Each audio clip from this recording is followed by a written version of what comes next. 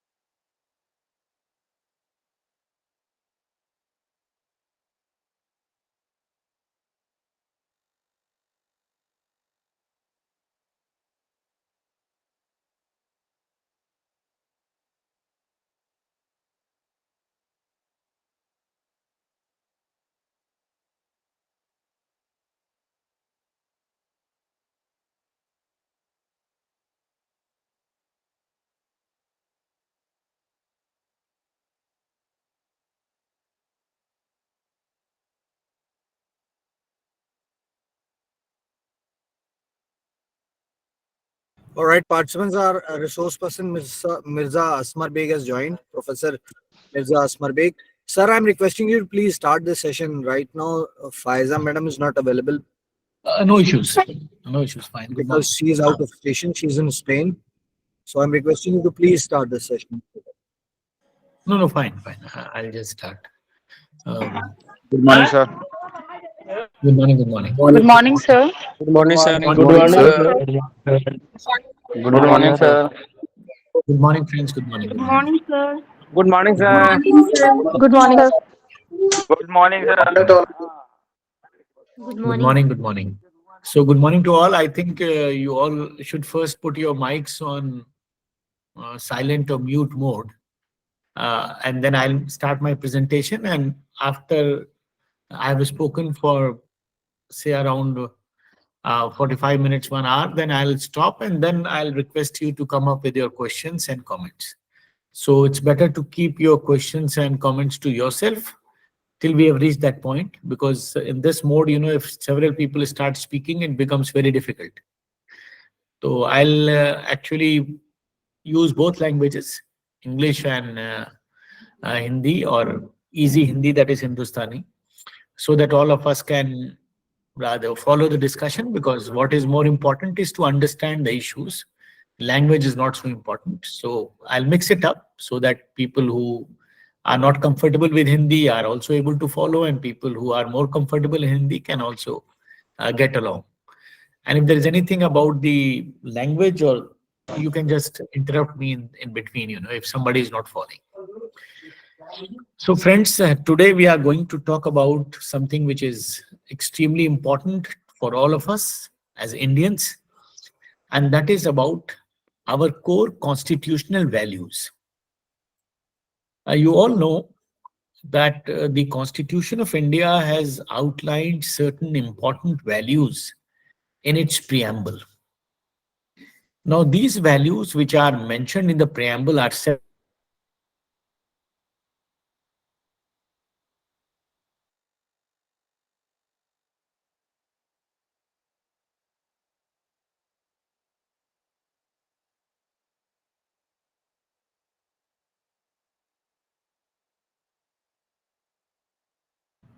Asmar sir, your voice is breaking.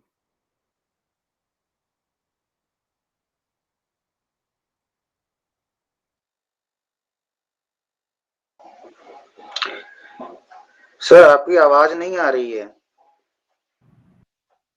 असमर bag sir, आपकी आवाज जो है वो ब्रेक कर रही है। हाँ सॉरी, वो मैं वही चेक कर रहा था कि कनेक्शन कहीं मतलब समथिंग मेरे कनेक्शन में कुछ गड़बड़ नहीं है, वो ठीक है, कुछ ब्रेक हो गई थी, ठीक है, we'll continue. So what I was saying is that there is some confusion also amongst a lot of people in our country that about the terms which are mentioned in the preamble. Some people say that certain terms were not there initially and later on they came in, so they are not so important and so on. So that is something which we need to understand. Firstly, the terms which are mentioned in the preamble, they are a reflection of what the Constitution actually is. So there are certain terms which might not be explicitly there, but they are there in the spirit of the document. तो अगर वो word है या नहीं है वो उतना important नहीं है। इम्पोर्टेंट ये कि उस पूरे टेक्स्ट में क्या बात है, क्या रन थ्रू कर रहा है, उसके क्या चीज उसके अंदर है। जैसे आप किसी किताब का प्रीफेस लिखते हैं या पढ़ते हैं, तो अगर प्रीफेस में कोई बात रह गई है या लिख दी गई है वो इम्पोर्टेंट नहीं है, किताब में क्या लिखा वो इम्पोर्टेंट है। यूजुअली प्रीफेस जो है उस बात को लिखता है जो किताब के अंदर है। अगर उसने कोई एडिशनल बात लिख दी है या कोई बात मिस कर दी है, उससे किताब चेंज नहीं होगी, किताब में जो बातें हैं वो तो है ही। तो उसकी स्पिरिट जो है वो इम्पोर्टेंट है। ये बात अलग है कि कुछ पॉलिटिकल पार्टीज और पॉलिटिकल लीडर्स कभी कोई टर्म रखेंगे निकालेंगे, वो अलग बात है, लेकिन हमें उसकी स्पिरिट को समझना है। तो उसको स्पिरिट को समझने की कुछ कोशिश करते हैं एक आध टर्म्स से रिलेटेड जो ज्यादा मिसअंडरस्टूड हैं। जैसे for example the preamble of the Constitution talks about certain basic values that India is a secular, socialist, democratic republic. तो इन टर्म्स का मतलब क्या है इन द रियल सेंस, वो थोड़ा अगर हम उस पे जाएंगे तो थोड़ा अच्छी समझ हमारी बनेगी कि what these terms actually mean. So the first term, and which is very contentious in India, because a lot of people have tried to give a lot of meanings to secularism, and then a lot of people also say that secularism should be there. Some say that it should not be there. So we need to understand two things. One, what does secularism mean? And then you will yourself understand whether it should be there or not. सबसे important चीज होती है किसी term के मतलब को समझना। अच्छा, कुछ टर्म्स ऐसे होते हैं हमारे समाज में, हमारे किसी भी सोसाइटी में, जो बहुत कॉमनली यूज होते हैं और हम सब अक्सर समझते हैं कि साहब हम सब इसका मतलब ही समझते हैं क्योंकि इतनी कॉमन बात है, सब ये टर्म सभी यूज कर रहे हैं, इसका ये मतलब होता है। लेकिन कई बार ऐसा होता है कि सब लोग उस टर्म को यूज कर रहे होते हैं और आमतौर से लोग usually we are not able to understand what the term means, rather we have a different understanding of it which is very divorced from the real meaning which that term carries. आप बात समझ रहे हैं, मतलब उसका मतलब ही बदल जाता है। और बहुत से लोग ओपनली कहते हैं कि साहब इसका मतलब ये नहीं, ये है, ये भी एक है। तो दोनों चीजें हैं, एक तो मिसअंडरस्टैंडिंग है और दूसरा एक डेलिबरेट डेफिनेशन एक दी जाती है उसको, जो और कंफ्यूजन क्रिएट करती है. तो first I will go to the definition part. Rather, I will discuss as to what is the definition of a definition. मतलब दुनिया में हर चीज का एक तरीका है ना, तो definition का क्या तरीका है?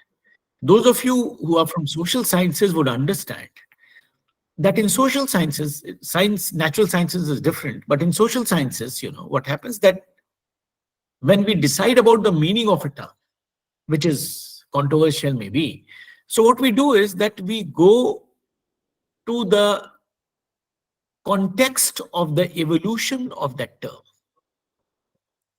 and then decide that which meaning is right and which others are wrong. Did you get my point? मतलब ये है कि कोई भी टर्म होता है दुनिया में, डेमोक्रेसी है, सेकुलरिज्म है, कोई भी ऐसा वैल्यू है जिसके बारे में हम बात करते हैं, तो उस पर बहुत से लोग अपनी अपनी डेफिनेशन देने लगते हैं. तो अब किसी के लिए भी कंफ्यूजन है कि साहब डेफिनेशन ए की अच्छी है कि बी की सही है कि तीन किसी की सही है, तो डेफिनेशन रियल क्या है डेफिनेशन. तो उसका डिसीजन कैसे होता है कि हम ये जानते हैं कि वो टर्म कहां पे ओरिजिनेट हुआ दुनिया और किस कॉन्टेक्स्ट में ओरिजिनेट हुआ, क्योंकि वो कॉन्टेक्स्ट जिसमें वो ओरिजिनेट हुआ, वो कॉन्टेक्स्ट उस टर्म को एक मीनिंग देता है और वही मीनिंग उस टर्म की होती है जो पूरी दुनिया अगर उसको एक्सेप्ट कर रही है तो वो भी उसको मानती. जैसे for example democracy, we are a democratic country, so democracy is a term which is very old. And we understand the meaning of this term with reference to the context of its evolution in the Greek civilization. And today the whole world follows that very concept of democracy, which we incidentally in India understand very well because we are a democracy. Now somebody tomorrow stands up in China and they start saying, they actually have started saying or they have been saying that our democracy is people's democracy or real democracy, and they have their own definition in which one person is continuing there for a lot for life. Then somebody in North Korea might rise up and say that democracy means this, or somebody in Pakistan might say that democracy is this. So whatever these buddies might say, the point is that democracy is a universal concept and it has a certain meaning which we understand and it cannot change. तो कोई दूसरा आदमी कल democracy की definition देता है, कोई भी हो, बड़ा से बड़ा हो आदमी या कोई भी हो, या किसी देश के लोग हों या कोई स्कॉलर हो, उसकी डेफिनेशन देगा तो वो डेफिनेशन नहीं मानी जाएगी. डेमोक्रेसी की तो वही डेफिनेशन रहेगी जो पूरी दुनिया मानती है, जो हम मानते हैं, सब मानते हैं. आपको अगर कोई नई चीज बनानी है तो दुनिया में लफ्जों की कमी नहीं है, कोई नया टर्म बना दीजिए आप, बस समझ लें. You can create a new thing but that concept will retain its meaning because that meaning is linked to the context of its evolution and it is universal. पूरी दुनिया उसको एक्सेप्ट कर. उसी तरह का टर्म सेक्युलरिज्म है. You know that we have borrowed this concept from Europe. So we need to slightly go in the context of its evolution to understand that what does it mean. तो फिर हमारे समझ में वो बातें आएंगी जो हमारे देश से रिलेटेड है या हमारे इश्यूज से रिलेटेड है. अब कॉन्टेक्स्ट क्या था, मैं बहुत शॉर्ट में आपको कॉन्टेक्स्ट बताता हूँ जिससे आप जो लोग जानते हैं अच्छी बात है, जिन्हें ज्यादा उस पर ध्यान नहीं दिया है तो वो उस चीज को समझें. देखिए ऐसा है कि in the medieval times what happened in Europe was that slowly and gradually the church, which is a religious institution, and church I'm saying because almost all of Europe at that time was Christian, and the Christian church and the church leaders slowly and gradually started acquiring more and more influence in matters of the state. Means that there are two strong centers of authority. There were, one was the state, that is the king or the rulers in different countries of Europe, and the other was the churches, which were there everywhere. Now slowly what happened that the power of the church started expanding, and consequently the power of the state started constricting or reducing. And they reached to a point where the church became so powerful that the state leaders were just there in name. And people started following them so much because the church leaders were having the faith of the people in their control. And they had convinced the people that we are representatives of God on earth. So we talk to God. So we are the, main agent of God. So if you have to say something to God, you tell us and we will talk to God, and then we will come back to you and tell you what God is saying. So effectively, we are God's agent in this world. So of course, if you are a believer, you can't doubt God. You have blind faith in God. And then you eventually start having blind faith in me because I am the representative of God. And since these people had so much of following and so much of people had faith in them, that they slowly started becoming so powerful.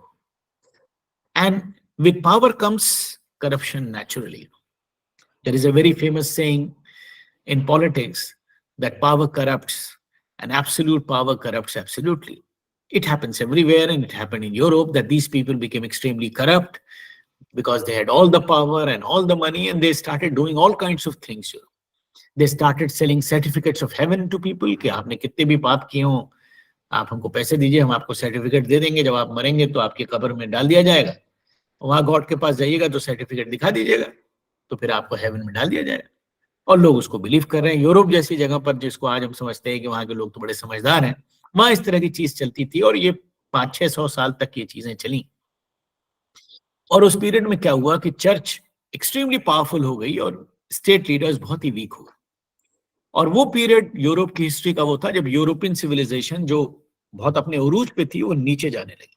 They started declining, and that was the period when Europe was on decline, and the Ottoman Empire started expanding on the European territories, and Europeans were in a very bad situation politically, strategically, and as regards their strength. But after the 15th century onwards, the Europeans started realizing that this is something, which has led to our downfall. So we have to do something, to rectify this situation. And they started saying that we should try to create a situation whereby the powers of the church and the powers of the state are defined. Because in a conflict between church and state, if there is a conflict between church and the state, the church will always win.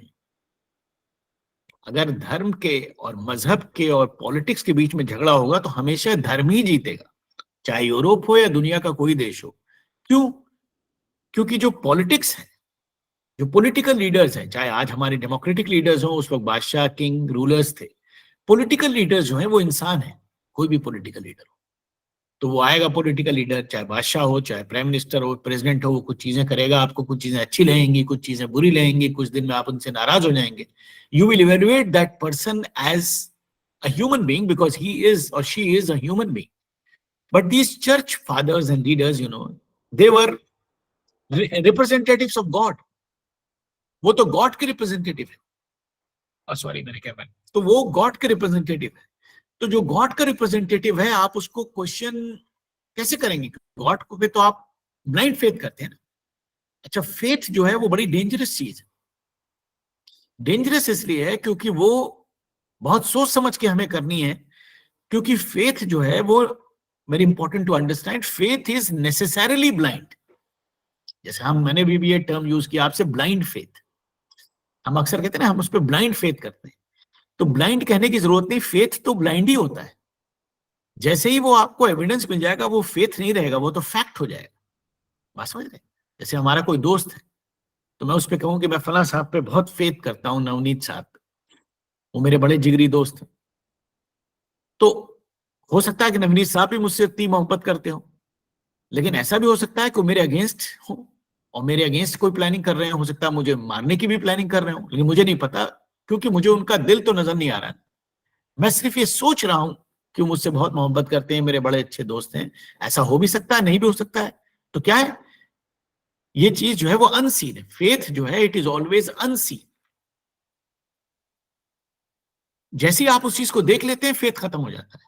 लेकिन हम उनका दिल नहीं देख सकते. वैसे ही God है, God पे हमारा फेथ जो होता है, इसीलिए फेथ वर्ड वहां यूज होता है कि गॉड को हमने नहीं देखा. चाहे कोई भी हमारा मजहब हो, क्रिश्चियनिटी हो, इस्लाम हो, हिंदुइज्म हो, कोई भी मजहब हो, गॉड को हमने कभी नहीं देखा. और हमारा ये फेथ है कि कभी देखेंगे भी नहीं इस जिंदगी में. वी माइट मीट गॉड और see God only in the hereafter, maybe after our death we might meet God, but we will not meet God in this life. तो एक फेथ है जो ब्लाइंड है, ऑफ कोर्स, किसी चीज के बारे में जिसको हमने कभी नहीं देखा, ना कभी देखना है, इसीलिए वो फेथ है. अगर देख लेते तो फेथ नहीं होता. तो जाहिर सी बात है, गॉड पे हमारा फेथ जो है वो ब्लाइंड है और वो एब्सोल्यूट है.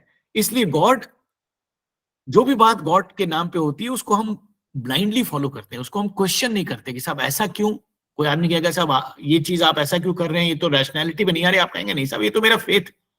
Why are you worshipping like this? It is my faith. So even if I am very knowledgeable, I am a big scientist, I am a rationalist, but when I go in matters of faith, I close my eyes and mind. I don't question anything, because the moment I question anything, I will not remain a faithful. आप किसी भी धर्म के मानने वाले हो, जैसे ही आप क्वेश्चन रेज करेंगे साहब गॉड कहाँ है, आपने देखा है, तो आदमी कहेगा नहीं देखा, तो मैं फेथ नहीं करता उसमें. तो बात ही खत्म हो गई. तो बात शुरू ही कहां से हो रही है? ब्लाइंड फेथ से शुरू हुई कि आपको मानना है गॉड है, तभी आप किसी मजहब के फॉलोअर हो सकते हैं. अगर आप नहीं मानते उसको और फैक्ट की डिमांड कर रहे हैं तो वो बात आगे नहीं बढ़ सकती. तो यहां पर ब्लाइंड फेथ, और ब्लाइंड फेथ की वजह से क्या है कि गॉड के पास अल्टीमेट पावर है, क्योंकि God is controlling our mind, our rationality, everything. And God does not misuse that, so we are happy and peaceful, and religion is such a nice thing. But what happens that when that intermediary comes in, जब कोई बीच में आ जाता है, agent, इंसान, पुजारी, पादरी, मौलाना, जो हमें ये बता रहा है कि गॉड के हम रिप्रेजेंटेटिव हैं और हम आपको बताएंगे गॉड ने क्या कहा और क्या सही क्या गलत, तो वहीं से मसला शुरू हो जाता है. क्योंकि वो इंसान आपसे वो भी चीजें करा सकता है जो आपसे नहीं करानी चाहिए. जैसे मैंने आपको यूरोप का एग्जाम्पल दिया कि वो हेवन का सर्टिफिकेट बेचने लगे और हर तरह का करप्शन कर रहे थे. मैंने तो एक एग्जांपल दिया, क्योंकि वो पावर उनके पास एब्सोल्यूट मिल गया. उनका जो चाहो करो, लोग क्वेश्चन तो करेंगे नहीं. और उसका नतीजा क्या हुआ कि यूरोप की पूरी सिविलाइजेशन जो है वो नीचे जाने लगी.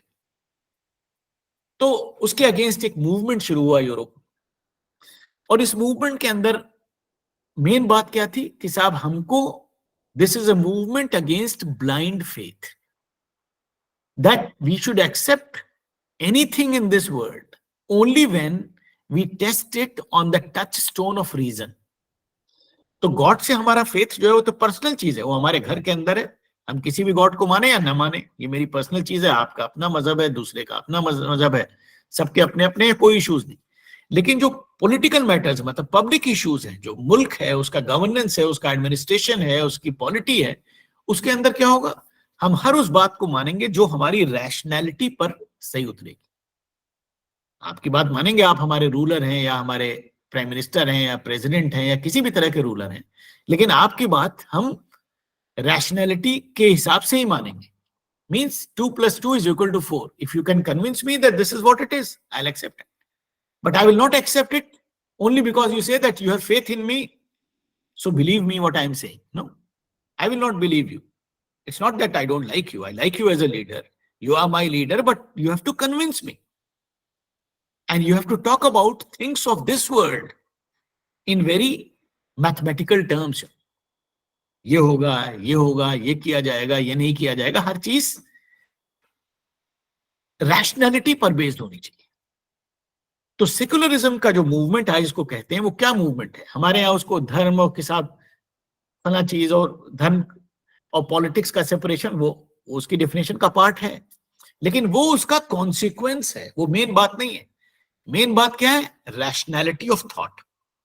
सो what does secularism mean, and what it came to mean in Europe as a consequence of their experience was that they realized that we are going down because we have cast aside or set aside our rationality and have closed our minds and have blindly started following some people who are taking advantage of our faith. Now, if we remove that and close our minds and now decide that, okay, fine, you are there, we have nothing against you, but we will accept anything from anyone once we are convinced about its rationality. So, we will have rationality of thought.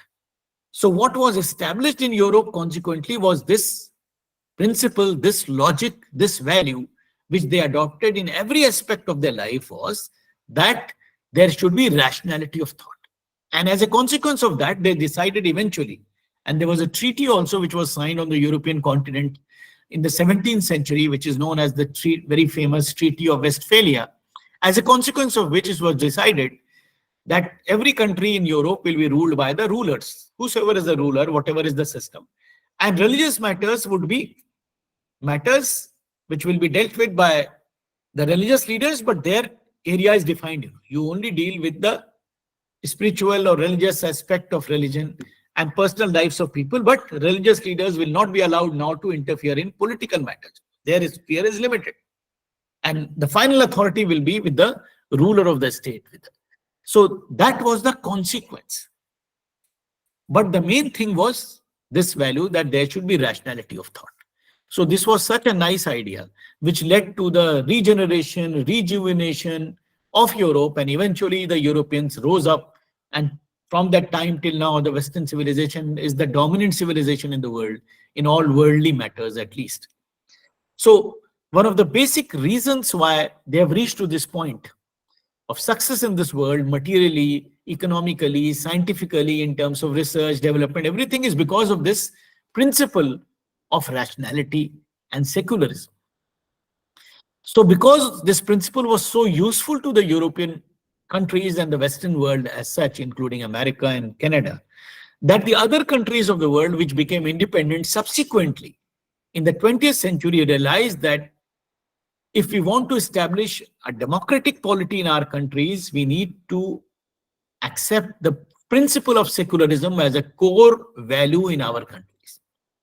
Unfortunately, many of these countries did not succeed because, as you see, the history of the world in the last 70, 80 years, that majority of these countries turned into dictatorships or kingships or some kind of military junta ruling them. Only few countries could manage to establish democracy and sustain it. And the leading country in that is, of course, our own country. So our constitution makers decided that secularism will be the main value of our constitution. So therefore, whether the word secularism is written in the preamble or not, it makes no difference. It runs through the constitution. So if you read the text of the constitution, every article in the constitution, every provision in the constitution is informed with the value of secularism. तो अब आपकी बात समझ में आई कि secularism word लिखा है नहीं लिखा है, कोई कहा पहले था नहीं था, इससे कोई फर्क ही नहीं पड़ता. इसको आप ध्यान में मत दीजिए, क्योंकि सेकुलरिज्म एक ऐसी वैल्यू है जो हमारे कॉन्स्टिट्यूशन के थ्रू रन कर रही है, समझ रहे हैं. और हम सब जब कॉन्स्टिट्यूशन को पढ़ते हैं तो हम रियलाइज करते हैं कि constitution is a secular constitution because nothing in the constitution is based on anybody's faith. Everything has been explained with a logic. ये चीज है इस वजह से, ये प्रोविजन है इस वजह से, ये प्रोविजन है इस वजह से, हर चीज लॉजिकल. इसीलिए ओरिजिनली कॉन्स्टिट्यूशन मेकर्स ने in the wisdom they did not deem it fit to even write that term in the constitution. But whether, as I mentioned, whether they wrote it or not, it is immaterial.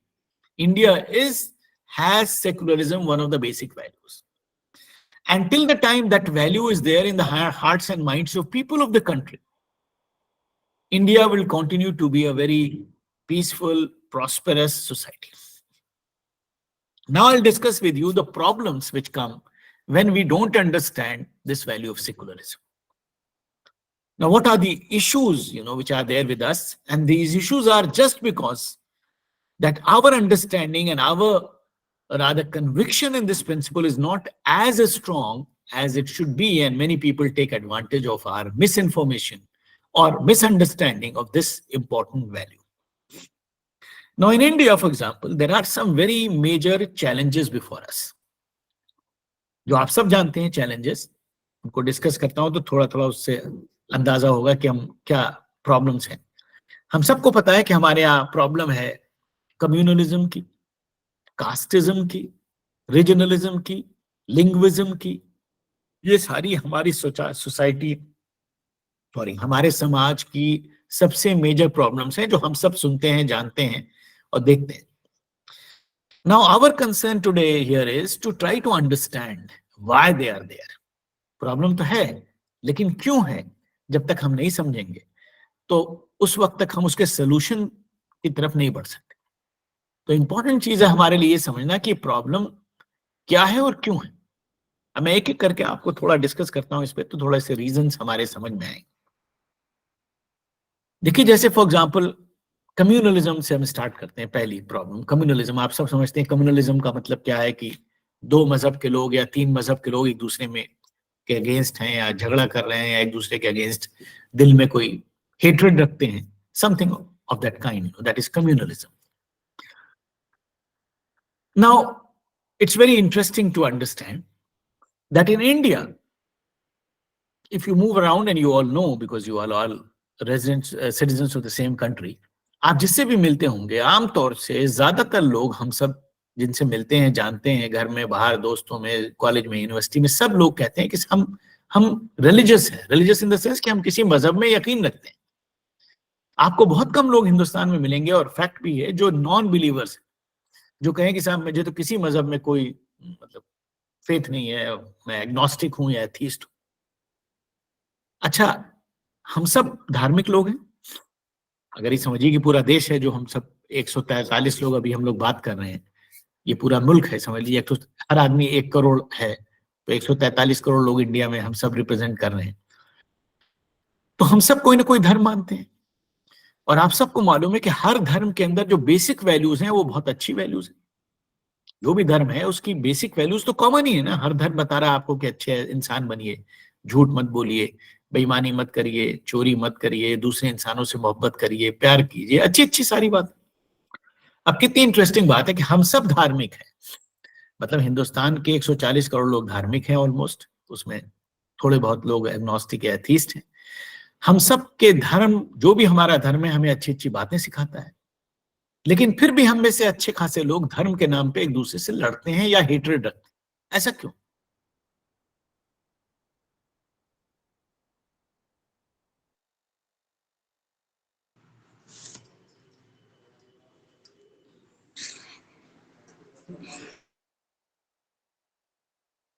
I tend to hate people belonging to the other religion and vice versa. So why is it happening? Why are the teachings of my religion not having the desired effect on me and many others of my country? Why it is happening? There are many reasons.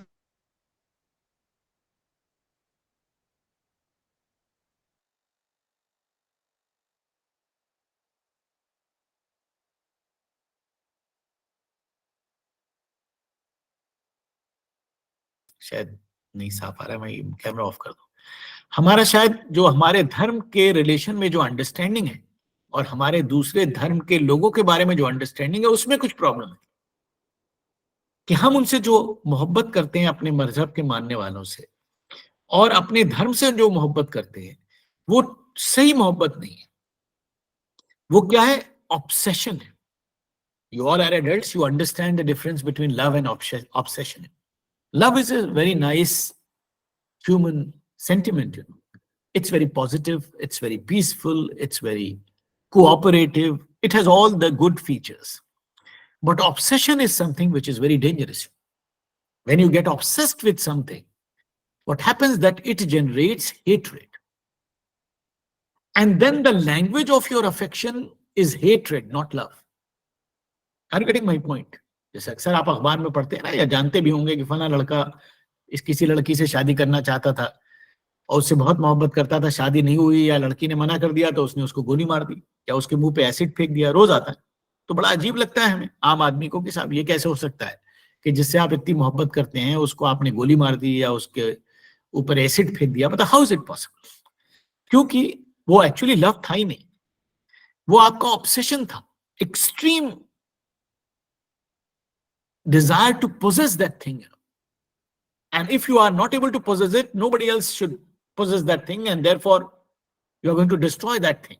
So that person becomes a thing maybe, and you destroy that person, kill that person, or throw acid on that person, so that if you don't get it, nobody else gets that thing. So that girl becomes a thing of possession. Somebody, you know, whom you want to control, and it's good that that person did not get that girl. He would have ruined her life. So that is obsession. तो अक्सर हमारे लोगों में क्या है कि हमारा जो लव है, जो हम कहते हैं हमारे धर्म के लिए लव है, अफेक्शन है अपने धर्म के मानने वालों के लिए, एक्चुअली वो ऑब्सेशन है। और उस ऑब्सेशन की वजह से क्या होता है कि हम अपने लव को हेट्रेड में एक्सप्रेस करते हैं। हेट्रेड किसके अगेंस्ट? दूसरे मजहब के लोगों के अगेंस्ट। तो हमें से अक्सर लोगों को लगता है कि हमारा धर्म बहुत अच्छा है, हमारे धर्म के मानने वाले बहुत अच्छे हैं, और उनकी भलाई कैसे हम कर सकते हैं? दूसरे धर्म के लोगों को नुकसान पहुंचा के, या उनसे हेट्रेट करके, या उनके अगेंस्ट वायलेंस करके. So what happens that my love starts getting expressed in violence and hatred. And you can just imagine if it happens on a larger scale, what happens, as is happening in our country.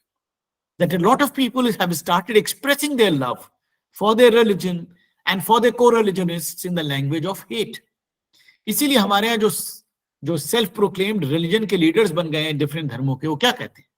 कभी आपने ऐसे leaders को media में, अखबार में, social media में सुना कि वो कहें कि हमको अपने धर्म से, कम से कम इतना ही कहते कि हमको अपने धर्म से बहुत प्यार है और अपने धर्म के मानने वालों से बहुत प्यार है? नहीं. वो ये सेंटेंस तो बोलेंगे या नहीं बोलेंगे, लेकिन ज्यादातर वो ये बोलेंगे कि आपके धर्म को क्या खतरा है दूसरे धर्म के मानने वालों से, और जब तक उनको ठीक नहीं किया जाएगा तो हमारे धर्म का भला नहीं हो सकता. मतलब मेरे नंबर एग्जाम में तभी ज्यादा अच्छे आएंगे जब राजेंद्र साहब के कम आएंगे. तो मैं नहीं कह रहा हूं कि मैं खूब मेहनत से पढ़ूं और नंबर अपने बढ़ाऊं, बल्कि आपका नंबर कम करने की कोशिश करो. आप समझे मतलब how wrong a logic is this. So my religion and my co-religions will prosper only when the other religion and the followers of other religion go down and they are beaten up and they are killed maybe. And I'm feeling some kind of vicarious pleasure in that, if I hear that or if I'm a part of that. तो ये क्या है? ये hatred की language, जो आप अगर गौर करें तो बहुत ज्यादा हमारे देश में दिखाई देगी इधर उधर, और क्योंकि इतनी ज्यादा दिखाई देती है इसलिए वो नॉर्मलाइज हो गई है, तो हमें अजीब सा भी नहीं लगता. हम कहें हाँ कुछ लोग हैं ऐसा कह रहे हैं, लेकिन अगर आप उसको सोचें तो जो वो लोग कह रहे हैं वो बड़ा खराब काम कर रहे हैं. वो हम सबके दिमाग में, दिल में वो हेट्रेड बढ़ा रहे हैं दूसरे धर्म के मानने वालों के लिए, जो एक बड़ी डेंजरस चीज है. आप समझ सकते हैं, मैच्योर लोग हैं. आप देखिए कि यही चीज हमारे नेशनलिज्म के डिस्कोर्स में आ गई, although it is not here for discussion, कि हम में से बहुत लोग आप सुनेंगे जो अपने को बहुत बड़ा देशभक्त समझते हैं. तो बहुत रेयरली आपको लगेगा कि वो आदमी कह रहा हो कि साहब मुझे हिंदुस्तान से, अपने देश से, अपने भारतवर्ष से बहुत प्यार है. नहीं, वो अगर अपना प्यार भारत के लिए एक्सप्रेस करना चाह रहा है, इंडिया के लिए, तो वो दूसरे देश के अगेंस्ट जहर उगल रहा है. बस समझ रहे कि दूसरे देश को, पाकिस्तान को बर्बाद कर देना चाहिए, पाकिस्तान को खत्म कर देना चाहिए, पाकिस्तान के अगेंस्ट ही करना चाहिए. एक्चुअली वो आपको बताना क्या चाह रहा है कि मैं बहुत बड़ा देशभक्त हूं. आप बात समझ रहे हैं? मतलब वो अपनी देश के लिए मोहब्बत जो है वो हेट्रेड की लैंग्वेज में हमें बता रहा है. तो आप देखेंगे कितनी डेंजरस सिचुएशन है जब हमारा लव जो है वो हेट्रेड में एक्सप्रेस हो रहा है. ऐसा मैं नहीं कह रहा हूं, हमारे देश में, पाकिस्तान में भी हमसे ज्यादा लोग हैं जो रोज यही बोलते रहते हैं कि इंडिया को तबाह कर दो, बर्बाद कर दो, न्यूक्लियर बम मार दो और ये कर दो, और उनको वहां लोग बड़ा ताली बजाते हैं कि इस बड़ा देश का बड़ा वफादार और भक्त आदमी हमारे देश का है. वही लैंग्वेज देखिए कास्टिज्म. भाई हम सब जानते हैं कि हमारा देश जो है उसमें बहुत सी कास्ट्स हैं, और कास्ट में पैदा होना इंसिडेंट है. मैं आपके घर पैदा हो गया, दूसरा आदमी दूसरे आदमी के घर पैदा हो गया, तीसरा तीसरे के घर पैदा हो गया. बस यही तो है ना. It is an accident of birth. But what happens, we now take it as if that if I am born in this caste and I am told, and people of my caste tell me, and the atmosphere tells me that my caste is the best, and other people belonging to other castes are inferior or they are bad and they have to be hated. So what happens? I define my caste identity against other castes.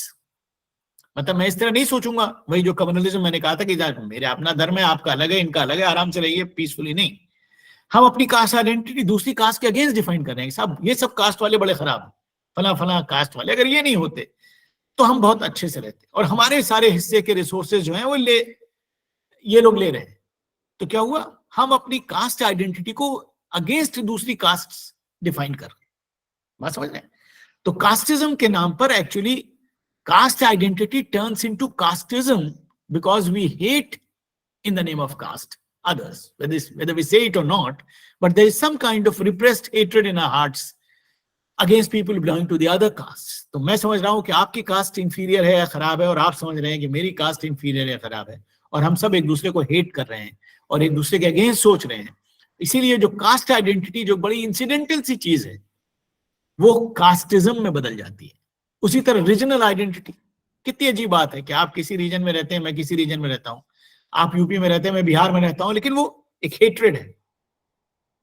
वो manifest होती है कुछ reasons में, जहां पे regional politics चलती है कि रीजनल आइडेंटिटी बदल जाती है रीजनलिज्म में, लिंग्विस्टिक आइडेंटिटी बदल जाती है लिंग्विज्म में, कि साहब मेरी जबान अच्छी है, आपकी जबान अच्छी है। अरे भाई, हम किसी फैमिली में पैदा हो गए कहीं तमिलनाडु में, so I started speaking Tamil. You were born in Kerala, so you started speaking Malayalam. Somebody else was born in UP, she started speaking Hindi. So what does this mean? That your language is better than mine, or vice versa?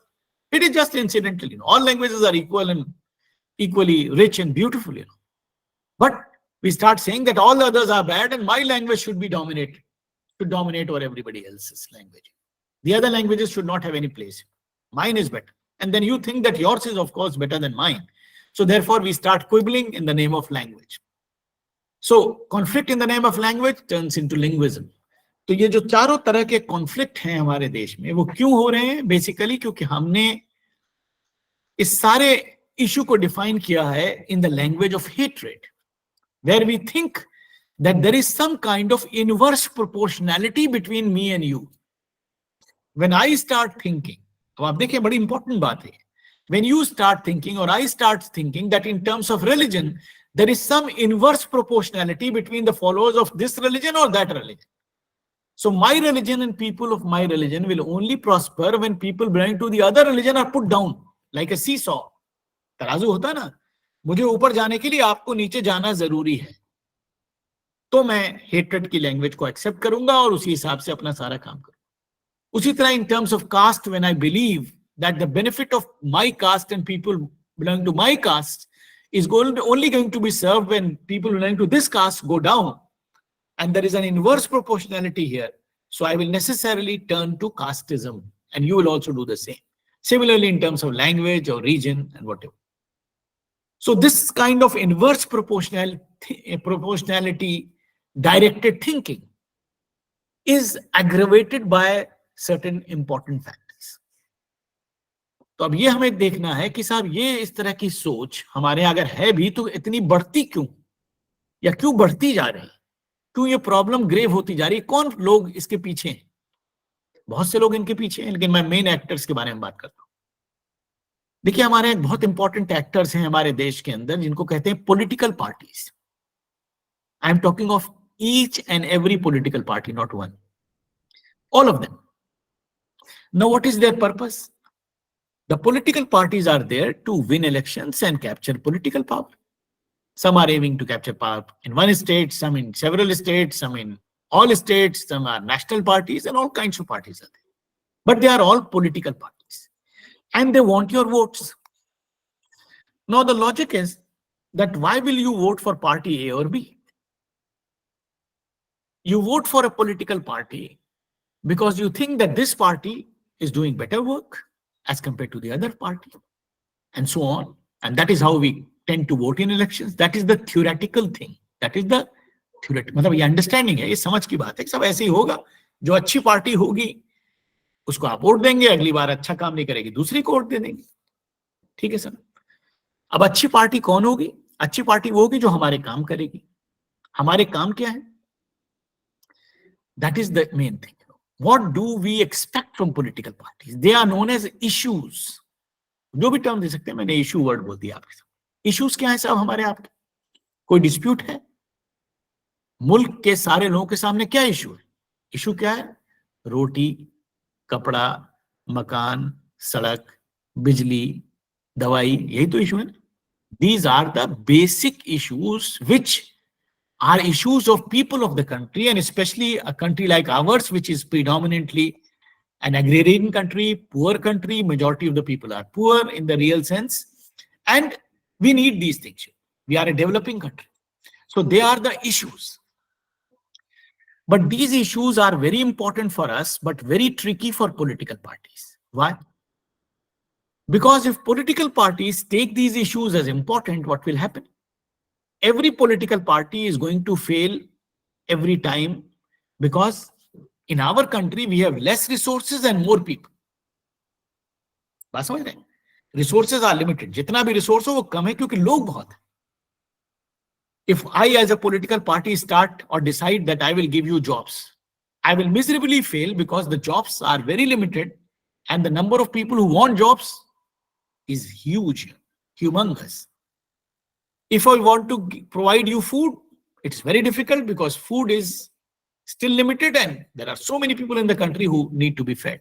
And similarly, medicines, hospitals, roads, everything, all issues which are important for you if you are the people of the country and I am a political party or we are political parties ABCD. So therefore what happens that we know that if we take these issues as real issues for ourselves, we are going to be miserably failing every time we try to do something because resources are less and people are so many.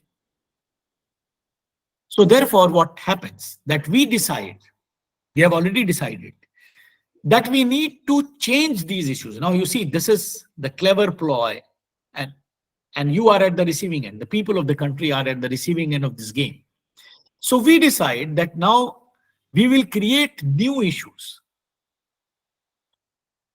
These issues are actually known as pseudo issues, PSEUDO. आप इनको artificial issues कह सकते हैं, आप इनको emotive issues कह सकते हैं. तो पॉलिटिकल पार्टीज ने हमारे यहाँ क्या क्रिएट किया कि एक नए तरह के इश्यूज क्रिएट कर दिए जो इन इश्यूज से अलग है. इन इश्यूज को आप समझ लिए रियल इश्यूज. जो रियल इश्यूज हैं हमारे रोटी कपड़ा मकान दवाई के, वो रियल इश्यूज हैं. पॉलिटिकल पार्टी ने इसके बगल में एक नए तरह के इश्यू क्रिएट कर दिए जिनको कहा जाता है स्यूडो एंड आर्टिफिशियल इश्यूज. जो ये इश्यूज हैं बड़े अच्छे हैं उनके लिए, मतलब ये आपके लिए अच्छे हैं, ये हमारे लिए अच्छे हैं. तो हम तो अपने ही अच्छे इश्यूज को आगे लाएंगे ना. तो हम सब ने क्या किया कि धीरे धीरे इन इश्यूज को किनारे कर दिया. अब आपके कंप्यूटर की स्क्रीन से ये इश्यू बाहर हो गए और ये इश्यू सामने आ गए जो हमने बनाए थे. और हमने इन इश्यूज को इतना अट्रैक्टिव बनाया आपके लिए कि आप सब धीरे धीरे समझने लगे कि यही इश्यू है. It is exactly like marketing. जब कोई नया प्रोडक्ट मार्केट में आता है, खासतौर से किसी बड़ी कंपनी का, तो इतनी एडवर्टाइजिंग होती है, इतनी अट्रैक्टिव एडवर्टाइजिंग होती है, इतनी ब्यूटीफुल एडवर्टाइजिंग होती है कि सारे लोगों को लगता है यही अच्छा प्रोडक्ट, अब यही लेना चाहिए. कल से इसी साबुन से नहाना चाहिए तभी तो हमारी सेहत अच्छी रहेगी. कल से बच्चे को इसी कलम से लिखना चाहिए तभी ये टॉप करेगा एग्जाम में. बस समझ रहे हैं? तो वो एडवर्टाइजिंग का पावर है. तो पॉलिटिकल पार्टीज ने क्या किया, ये नए इश्यूज टेकअप कर लिए जिनको मैं कह रहा हूं स्यूडो इश्यूज. और ये इश्यूज क्या है? वही है जो अभी आपसे बात हो रही थी, धर्म, जाति, रीजन, लैंग्वेज. क्योंकि ये बड़े इमोशनल इश्यूज हैं. क्यों इश्यूज है? क्योंकि these issues are issues of your identity. बात समझ रहे हैं? हमको लगता है कि हमारी आइडेंटिटी के इश्यूज है, हमारा धर्म. बिकॉज वही बात ले जाइए, I have blind faith in my religion. I have blind faith in the superiority of my caste. I have blind faith in the superiority of my region. I have blind faith in the superiority or the melody of my language and so on. So I am very emotionally attached to these issues. So when somebody comes and tells me that any of these issues is under threat, I am very emotionally, charged. And then you present a very nice scenario before me that this is how your identity is under threat and I am there to protect you. So all of us political parties, A, B, C, D, E, and G, we create issues out of these four only. Some mix 2, some mix 3, some mix 1. They all are doing the same thing. They are all the same. And they are selling you a combination of these issues. Casteism, communalism, only communalism, casteism, communalism, in some places, regionalism, something or the other. They are playing with these issues and they make them as issues for you. मतलब आपके लिए कोई issue important नहीं है, यही issue important. हम बार बार आपके सामने आ रहे हैं. लेकिन जैसे एडवर्टाइजिंग में होता है कि 10 साबुन वाले एडवर्टाइजिंग कर रहे हैं लेकिन एक का बहुत चल गया, दूसरा वाला भी बेचारा पैसे खर्च कर रहा है, लेकिन आपको किसी वजह से ये वाला साबुन पसंद आ गया तो आप सब यही यूज कर रहे हैं. तो वैसे ही पॉलिटिकल पार्टीज है, आपको किसी एक का इमोशनल अपील बहुत पसंद आ गया, आप उसकी तरफ चले गए. अगले इलेक्शन में आपको मेरा पसंद आ गया तो आप मेरे साथ आ गए, तीसरी बार किसी और का आ गया. हम सब एक है. We are all playing with emotive issues. समझ रहे हैं? Sometimes we present these issues which are real issues, but the issues are only like a sugar coating, Inside those issues are these artificial issues. जैसे नहीं कोई बच्चों को दवा खिलाई जाती, कड़वी दवा, ऊपर से शहद डाल दिया आपने, तो शहद तो ऊपर से कोटिंग है, एक्चुअली दवा जो है वो वही असली है, अंदर कड़वी दवा जो है. तो अगर कभी कभी इन इश्यूज को भी लाते हैं जिससे आपको ये ना लगे साहब कि आपको इतना धोखा दिया जा रहा है, आप समझदार लोग हैं देश के, तो आपको कभी कभी सड़क, दवाई, बिजली, सब की बात भी की जाती है, लेकिन उसके अंदर इशू असली वाला यही है, क्योंकि they know that this is the main issue. So this arena of politics, of pseudo issues, is very good for these political parties, for us, because we don't need to do anything here. अच्छा, इस issue की अच्छाई भी बहुत है. उस issue में तो काम करना पड़ेगा. अगर हमने कहा नौकरी देंगे तो आप 5 साल बाद पूछेंगे कितने लोगों को नौकरी मिली भैया. हम कहेंगे बिजली देंगे तो आप पूछेंगे ना कितने घरों में बिजली गई. हम कहेंगे दवाई देंगे तो आप पूछेंगे ना कितने लोगों को दवा मिली, कितने हॉस्पिटल बने. तो बड़ा मुश्किल काम हो जाएगा. हम क्वांटिटेटिवली इवेलुएट हो जाएंगे, हम रैशनली इवेलुएट हो जाएंगे. वही वाली बात जो हमने शुरू की, 2 + 2 = 4. आप सब गिनती गिनने लगेंगे और हमारा बुरा हाल हो जाएगा. तो इस इशू को हमने मैदान से ही निकाल दिया.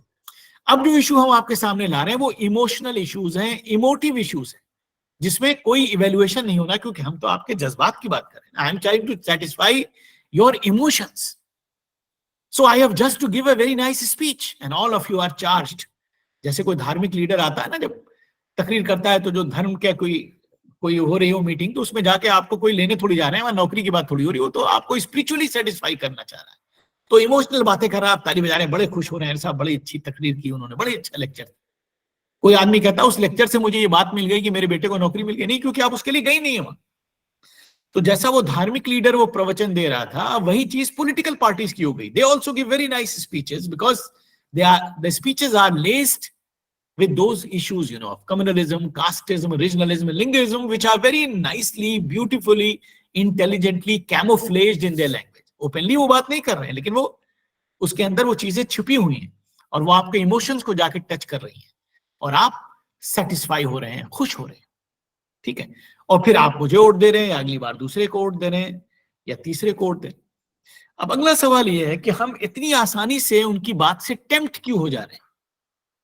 कि कोई आदमी आता है, हमें कम्युनलिज्म या कास्टिज्म के नाम पर अपने साथ ले जाता है और हम उसके पीछे पीछे चले जाते हैं, like the pied piper of Hamelin. Why do we follow them so easy? The problem, the reason basically is, that we are a developing country where resources are scarce, as I already mentioned. So we all have insecurities in our minds. हम सब insecure हैं कि मुझे नौकरी मिल गई, पता नहीं मेरे बच्चे को मिले ना मिले. मेरा ये काम हो गया, पता नहीं मेरे बच्चों का उनका होगा कि नहीं होगा. या मेरे भी बहुत से काम पता नहीं होंगे कि नहीं होंगे. इतने लोग हैं, पता नहीं उस सोसाइटी में मुझे जगह मिलेगी कि नहीं. मतलब हर जगह इनसिक्योरिटी. क्यों? क्योंकि लोग बहुत ज्यादा है, चीजें हमेशा कम है.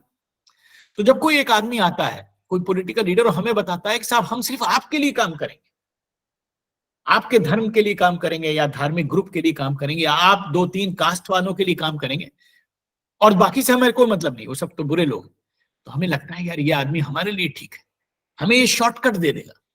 बस मेरे से नहीं, बैकडोर एंट्री होती है, तो हमारा काम करा देगा. वो कह भी रहा हम आपका काम कराएंगे, तो हमें बड़ी खुशी होती है और हम उसके साथ चले जाते हैं. हम अपनी अकल का इस्तेमाल नहीं करते कि यार ये आदमी जो है गलत बात कर रहा है, भाई ये हमें क्यों ये शॉर्टकट दे रहा है, ये गलत चीज है ना. मैं आपको एक और अच्छा एग्जांपल देता हूं जो आपकी बात ही समझ में आएगी. जैसे फॉर एग्जांपल, बुरा मत मानिएगा, किसी एक इंसान के ऊपर ये बात नहीं है, जनरल बात हो. जैसे फॉर एग्जांपल मेरी कोई कास्ट है और हम लोग बहुत प्रॉस्पेरस हैं, हमारे यहाँ बहुत पढ़े लिखे लोग हैं. ये एक्चुअल बात बता रहा हूं मैं, एक्चुअल ऐसा होता है हमारे यहाँ, ऐसी इमेजिनरी कहानी नहीं है, लेकिन नाम नहीं ले रहा हूं मैं किसी का. तो हमारी कास्ट बहुत प्रॉस्पेरस है, हम लोग बहुत अच्छे हैं, बड़े मजबूत हैं हर तरह से. लेकिन पॉलिटिकल पार्टी ने एक या दो ने ये सेंस किया कि साहब इनको अपने साथ कर लें तो बड़ा अच्छा रहेगा इलेक्शन. तो वो क्या कहते हैं कि हम आपको रिजर्वेशन देंगे. अब देखिए, हमें रिजर्वेशन की कोई जरूरत नहीं है. हम लोग बहुत प्रॉस्पेरस हैं, बहुत संभ्रांत हैं, बहुत वेल एस्टेब्लिश्ड हैं, हम समाज में भी हमारी बड़ी वो है. लेकिन हमको जब वो आप कहते हैं कि रिजर्वेशन देंगे तो हम मना नहीं करते, हम खुश होते हैं. जबकि हमको खुश नहीं होना चाहिए, हमको समझना चाहिए, अगर हम अकल का इस्तेमाल कर रहे हैं कि यार ये आदमी हमें बेवकूफ बना रहा है, हमें तो जरूरत नहीं है. और फला फला कास्ट हमारे यहाँ जो लोग तो बेचारे बड़े गरीब हैं उनको मिलनी चाहिए. लेकिन क्योंकि उनका नंबर कम है और उनको अपनी तरफ करने से मुझे फायदा नहीं होगा, और मैंने कैलकुलेट कर रखा है कि ये 2 कास्ट हमारे साथ आ जाए, तो हम आप लोगों को रिजर्वेशन ऑफर करें. और आप भी खुश हो रहे हैं कि हमें मिले, हाँ ठीक है, बहुत खुश है. तो क्या होता है, हम आपको रिजर्वेशन प्रॉमिस कर देते हैं, शायद दे भी देते हैं, और आपका वोट ले लेते हैं, इलेक्शन जीत जाते हैं. और आपको लगता है कि हमें ये शॉर्टकट मिल रहा है तो ले यार, फ्री में मिल रहा है, क्या बुराई है. हमारा माइंडसेट भी यही है कि खाना खा रहे हैं, 2 रोटी हमारे पास है, 2 और मिल गई तो कोई बात नहीं, दूसरा आदमी भूखा है उसकी हमें फिक्र नहीं. तो हमें पेट भरा हुआ फिर भी हमें एक्स्ट्रा चीज मिल रही है कि हम मना नहीं कर रहे हैं. क्योंकि एक साइकोलॉजी इंसान की यार कि ले लो, पता नहीं आगे मिले ना मिले, तो जो मिल रहा है वही ले लो यार, इसमें तो सिचुएशन ऐसी है तो let's take it. And these people know very well that we are insecure. इसीलिए वो उसको खाना खिला रहे हैं जिसका पेट भरा है. आप समझ रहे हैं, उस कास्ट को जिसको नहीं मिलना चाहिए रिजर्वेशन, उसी को दे रहे हैं. जिसको मिलना चाहिए, अगर ये बात अलग है, वो डिबेट अलग है कि रिजर्वेशन अच्छी बात है बुरी बात हो तो छोड़ दीजिए। मेन बात यह है कि वो उसको दे रहे हैं जिसको जरूरत नहीं है, और वो बड़ा खुशी खुशी उसको ले रहा है। क्यों? क्योंकि इनसिक्योरिटी है ना। इस इनसिक्योरिटी की वजह से हम आसानी से टेम्प्ट हो जाते हैं, क्योंकि हमारे दिमाग में फियर्स है, और ये हमारे फियर्स को और बढ़ाते हैं। एक तो रियल फियर आपका एक और बढ़ाने, नहीं साहब बिल्कुल नौकरी अब मिलेगी नहीं, अब तो आपको ये होगा ही नहीं, लेकिन हम आपको देंगे sir. You people are very nice people, आप लोग अच्छी कास्ट है, आप डिजर्विंग है, आपको मिलना चाहिए, उसके लिए मैं जान दे दूंगा। मैं एज लीडर सेल्फ इमोलेशन कर लूंगा, आपको रिजर्वेशन दिलवाना है। तो बात समझ रहे? जब हमारे लिए कोई इतना लड़ा होता है या ऐसा लड़ता हुआ दिख रहा होता है तो कितनी खुशी होती है ना दिल में। आपको लगता है कितना बढ़िया लीडर है यार, ये कितनी अच्छी पार्टी, ये हमारे लिए जान दे रही है। एक्चुअली वो आपके लिए नहीं जान दे रही है, वो अपनी कुर्सी के लिए जान दे रही है। देश के बारे में सोचने के किसी के पास टाइम नहीं, समझ रहे हैं? तो ये जो गेम है, इसमें क्या होता है, इवेंचुअली सारे रियल इश्यूज किनारे चले जाते हैं और सीडो इश्यूज सामने आ जाते हैं। अब सीडो इश्यूज की प्रॉब्लम क्या है, जो मैंने शुरू से बात कही थी।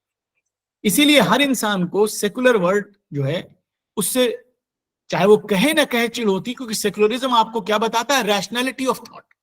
अब आप इमेजिन कीजिए कि हम सब अगर अपनी अकल के दरवाजे को खोल लें तो 1 मिनट में इन सब लोगों की पोल खुल जाएगी। आप कहेंगे भाई आप ये बात क्यों कर रहे हैं, आप पूरे देश की बात क्यों नहीं करते, सिर्फ मेरी कास्ट की क्यों बात कर रहे हैं सर? दूसरी कास्ट वाले भी तो इसी देश के हैं, वो भी तो यहाँ के नागरिक हैं, क्या वो क्रिमिनल हैं? क्या उन्होंने कुछ गड़बड़ की है? या आप सिर्फ मेरे धर्म की भलाई की बात क्यों कर रहे हैं भैया? दूसरे लोग धर्म वाले वो हिंदुस्तान के नहीं रहने वाले हैं, वो सिटीजन्स नहीं है। या हमारे इलाके के लोग बड़े ज़हीन है, इंटेलिजेंट है, दूसरे इलाके में क्या सब जाहिल बसते हैं दूसरी जगह? उसमें क्या खराबी है साहब? वो भी तो इसी देश के हैं। तो अगर आप इस तरह के सवाल पूछेंगे तो हमारी तो दुकान ही बंद हो जाएगी। तो हम आपको इस तरह का सवाल पूछने नहीं देंगे, क्योंकि हम कोशिश करेंगे हर तरह से कि आपकी अकल की जो दरवाजा वो खुल ही ना पाए, रैशनैलिटी। इसीलिए हम आपको फ्लड कर देंगे इमोशनल इशू से। 24 घंटा हम आपके पास वो इमोशनल इश्यूज जो है वो देते रहेंगे। जैसे नहीं कोई आदमी नशे में हो तो नशे में आने से पहले फिर एक इंजेक्शन दे दिया कि फिर नशे में चले, फिर थोड़ी देर बाद देखा कि 12 घंटे बाद नशे से उठ सकता है, फिर एक और इंजेक्शन दे दो, जिससे कि वो आदमी नशे से बाहर ही ना आ। तो हम लोग क्या है, we are perpetually in that state of intoxication. And what are the intoxicants? Communalism, casteism, regionalism, linguism, which these people are injecting in our minds day in and day out, so that we are not able to come out of that stupor and question them. Because the moment you are out of your stupor and you question them as Indians, not as Hindus, Muslims, Brahmins, Kshatriyas, Vaishyas, Shudras, UP wala, Bihari, Bengali, or Malayalam speaking or Punjabi speaking, but only as Indians. No, we are not anything else. We are Indians. We are asking you this question. What are you doing on this? They will have no answer, because they have never even thought of that answer.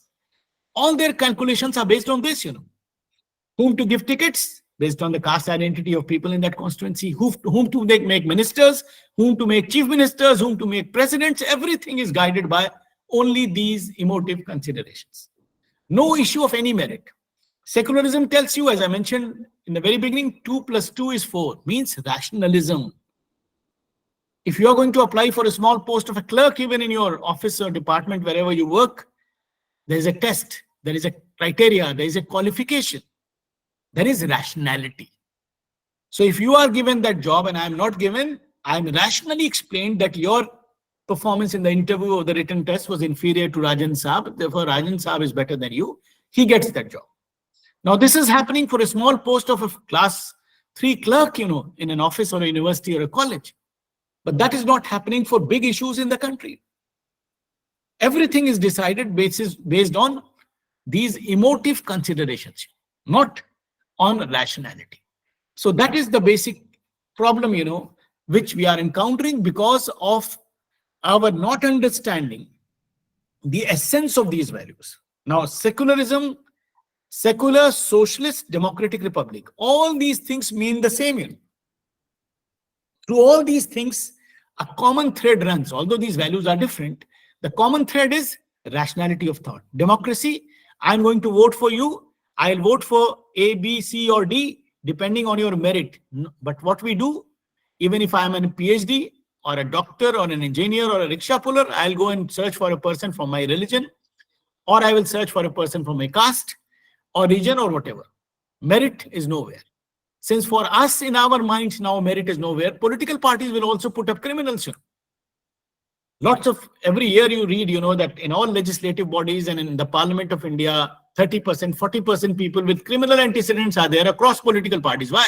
Because they know that for us, it is unimportant. We are like robots, We are not voting for candidates. We are voting for our identity. So identity of the candidate should be perfect. In that, political parties are very clever to decide the identity of the person who is contesting from your constituency, not the utility of that person. How strange. हम criminal हैं, हमने 20 murder किया, issue नहीं है. हमारी identity वो होनी चाहिए जो यहाँ पे सही है. क्योंकि सारे लोग जो हैं, रोबोस जो आएंगे, वो सिर्फ आइडेंटिटी देख के वोट करेंगे. हमारी मेरिट को कोई नहीं पूछेगा. तो एक से एक मेरिटोरियस आदमी इलेक्शन में खड़े नहीं होता, उसे पता है कि वो नहीं चल सकता वहां. So that is what the situation is. So therefore we need to understand that the irreducible value of our constitutional preamble is only one. Whether you like that word secular or not, leave it aside.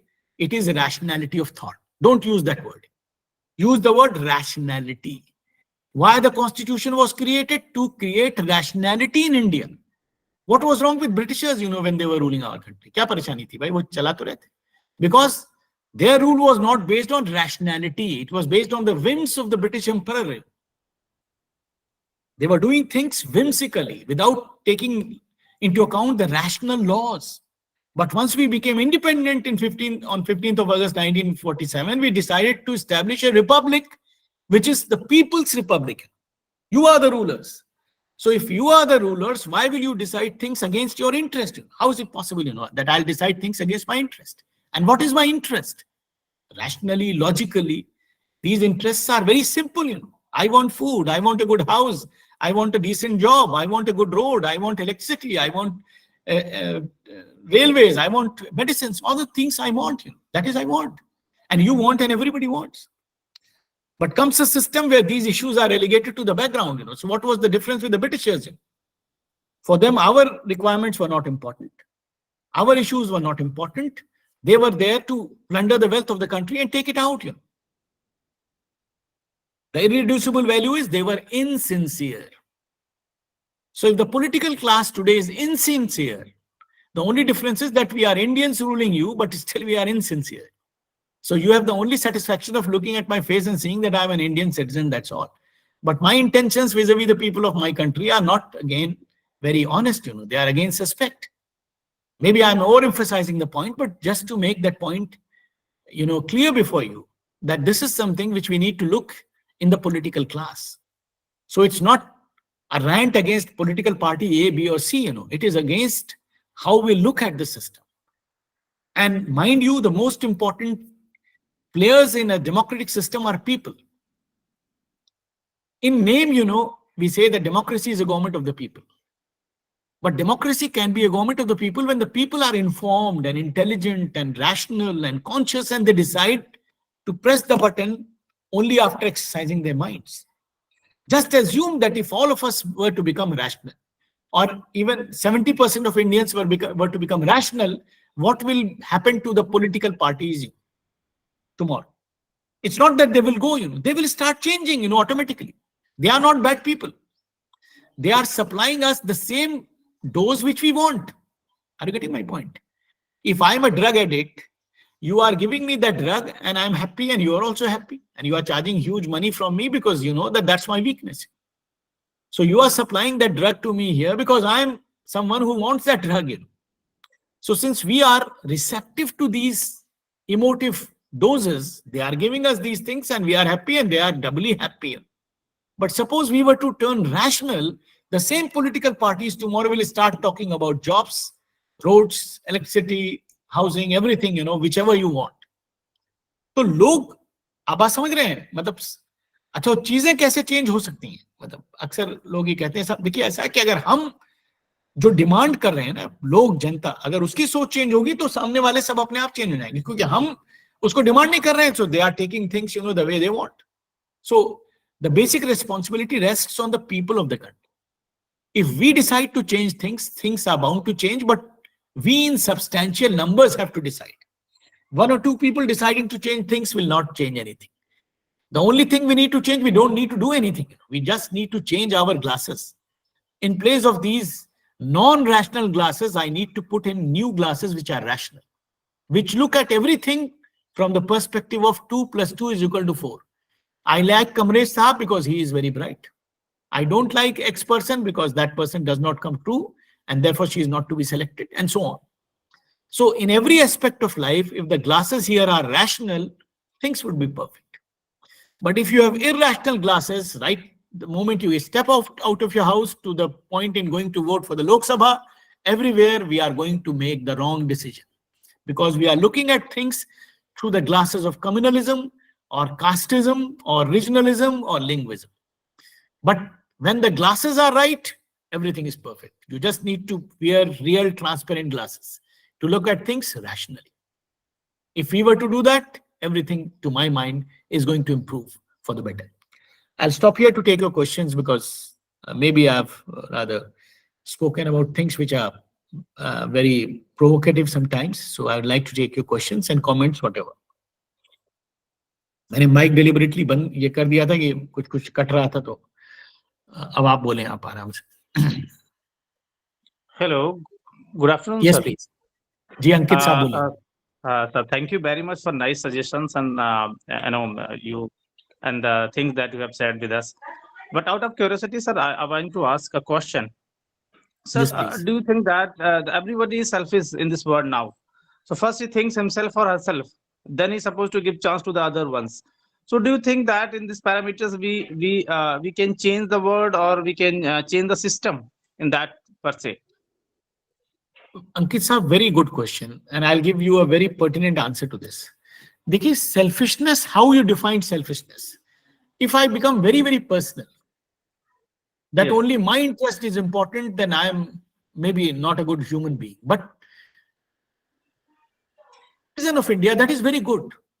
Actually, we in India do not even know how to be selfish. मैं आपको एक example देता हूँ.